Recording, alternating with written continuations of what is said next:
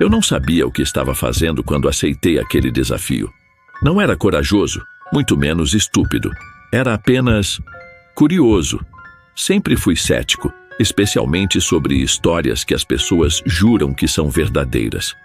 Mas naquela noite, no velho prédio da escola, eu descobri que algumas lendas existem por um motivo. Tudo começou como uma brincadeira. Era a última sexta-feira antes das férias, e alguns amigos decidiram que seria engraçado invocar a loira do banheiro. Eles diziam que era tradição, algo que toda a turma deveria fazer antes de deixar o ensino médio. Eu ri. Tinha certeza de que era apenas uma desculpa para assustar os mais impressionáveis.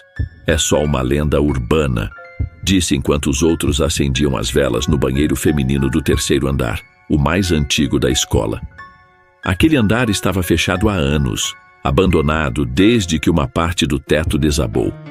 Era o lugar perfeito para histórias de fantasmas, mas ainda assim era só isso, histórias. Quando chegou minha vez de participar, hesitei. Não porque acreditasse na lenda, mas porque o silêncio daquele lugar parecia vivo. Cada passo ecoava como se alguém nos observasse. Mesmo assim, entrei no banheiro, acompanhado apenas por um espelho embaçado e o som distante da risada dos meus amigos. As instruções eram simples: apagar todas as luzes, acender uma vela, olhar fixamente no espelho e chamar por ela 3 vezes. Loira do banheiro, loira do banheiro, loira do banheiro. O silêncio que se seguiu foi absoluto, quase opressivo. Por alguns segundos nada aconteceu. Sorri, pronto para sair e debochar dos meus amigos pela bobagem. Mas então senti.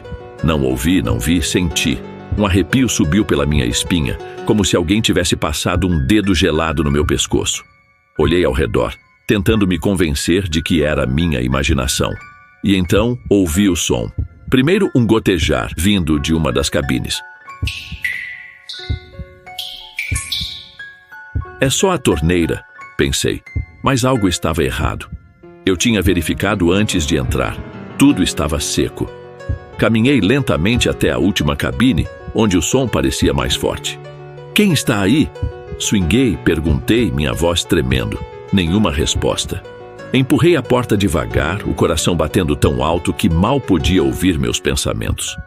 A cabine estava vazia.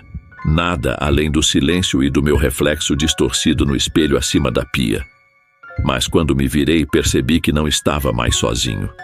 No reflexo, atrás de mim, havia uma figura. Uma mulher, com cabelos loiros e desgrenhados, os olhos fundos e o rosto pálido, quase azul.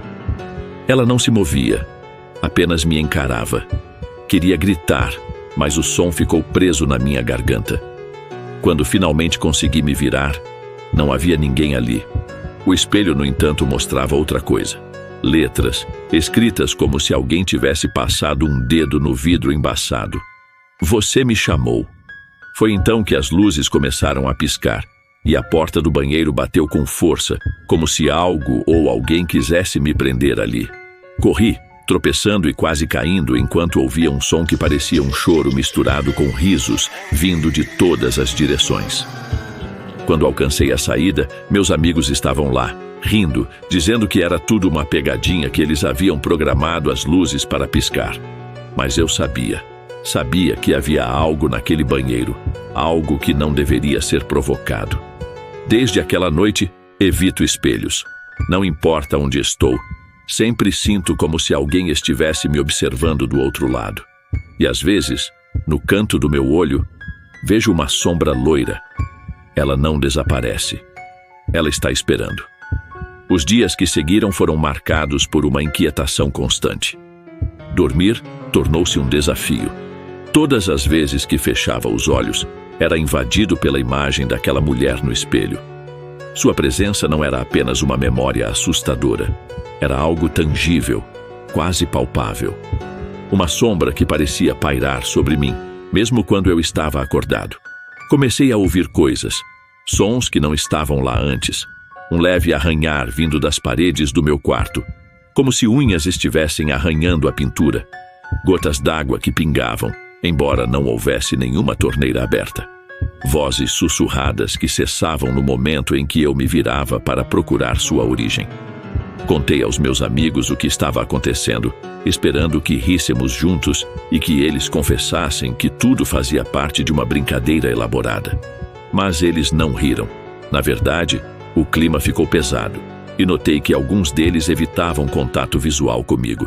Finalmente, um deles, Lucas, admitiu algo que me gelou. Não fomos nós que programamos as luzes. Na verdade, nós nem sabíamos que você tinha entrado no banheiro até ouvirmos você gritar. Pensamos que você tinha se assustado sozinho. A ideia de que o que eu vivenciei não foi fruto de uma brincadeira planejada por eles era perturbadora. Mas Lucas parecia sincero. Os outros também estavam inquietos, claramente arrependidos de terem iniciado aquela tradição. Resolvi buscar respostas por conta própria. Comecei a pesquisar sobre a lenda da loira do banheiro. Descobri que, como muitas lendas urbanas, ela tinha variações. Algumas diziam que era o espírito de uma aluna que havia morrido tragicamente na escola, enquanto outras mencionavam uma mulher que havia sido assassinada em um banheiro público e agora assombrava espelhos. O que todas as histórias tinham em comum era o aviso: não a invoque, a menos que esteja preparado para enfrentar as consequências. Essas consequências não eram claras, mas eu estava começando a experimentá-las em primeira mão. Minha vida estava se transformando em um pesadelo acordado. Objetos mudavam de lugar sem explicação. Uma vez, encontrei minha escova de dentes mergulhada em um copo de água que eu não havia colocado ali. Outra vez, ouvi o som de risadas vindo do banheiro da minha casa. Risadas que pararam assim que me aproximei. Na escola, comecei a perceber que não estava mais sozinho nos corredores. Ou melhor, estava, mas sentia como se não estivesse. Passos ecoavam atrás de mim, mas quando me virava, não havia ninguém. Certa vez, ao passar pelo terceiro andar, que continuava interditado, ouvi uma batida suave na porta do banheiro feminino. Meu coração disparou, mas eu não parei. Corri. Minhas notas começaram a cair, e minha saúde também. Insônia, falta de apetite, um cansaço constante que parecia sugar minhas energias. Meus pais estavam preocupados, mas como explicar a eles o que estava acontecendo? Mãe, acho que invoquei um espírito vingativo. Eles me levariam direto a um psicólogo. Foi então que encontrei Dona Helena. Ela era a zeladora mais antiga da escola, uma senhora que parecia conhecer todos os segredos daquele lugar. Resolvi abordá-la um dia, com medo de que ela risse de mim, mas ela não riu. Quando mencionei o banheiro do terceiro andar, seu rosto endureceu. Você fez algo que não deveria, não é? Ela perguntou, olhando diretamente nos meus olhos. Quando confirmei, ela suspirou. Você não é o primeiro, mas talvez seja o último se ouvir o que tenho a dizer. Dona Helena contou que muitos anos atrás, uma aluna havia desaparecido misteriosamente. Havia rumores de que ela fora trancada no banheiro por colegas como uma brincadeira, mas algo deu errado. Quando a encontraram, dias depois, ela estava morta. Desde então, coisas estranhas começaram a acontecer naquele andar.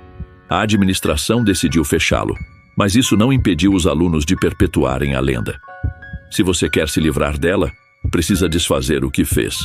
Volte lá, sozinho, e peça desculpas. Diga que sente muito por ter perturbado seu descanso.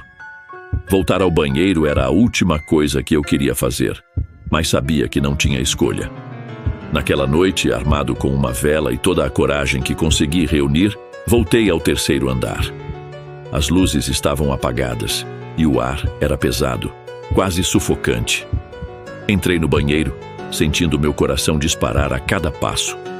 Acendi a vela e, olhando para o espelho, sussurrei. Sinto muito. Eu não devia ter chamado você. Por favor, me perdoe. O silêncio que se seguiu foi diferente de tudo que eu havia experimentado. Não era apenas ausência de som. Era como se o mundo tivesse parado de respirar. Então ouvi um sussurro tão baixo que mal pude compreender. Vá embora. Não precisei de um segundo aviso. Saí dali o mais rápido que pude, sem olhar para trás. Desde aquela noite, as coisas começaram a melhorar. Os sons cessaram, os objetos pararam de se mover, e pela primeira vez em meses, dormi profundamente. mas ainda evito espelhos, porque no fundo sei que ela ainda está lá, esperando.